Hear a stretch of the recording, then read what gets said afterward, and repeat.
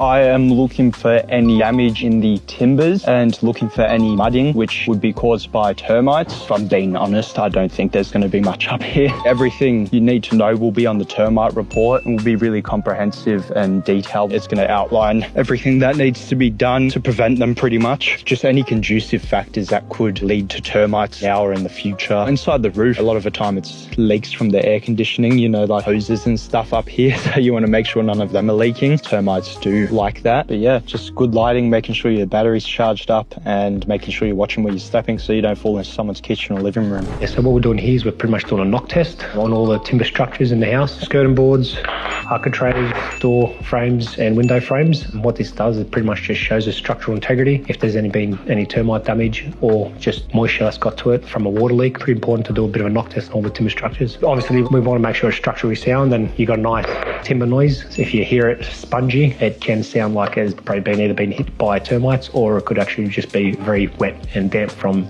a water leak. We're just doing a thermal imaging check, mates. As you can see on here, we've got the timber frames up through there, the studs, and the noggins that go down there, and you can see how sensitive it is. You can see my hand in there. What this does, mate, we're pretty much looking out for any signs of termite nests or workings behind there. Obviously, we haven't got X-ray vision, so we let the tools do its job. Once we've found that there is hot areas, we cross-reference it with our moisture meter check, which I'll show you next, and pretty much to try to do things that us humans can't do.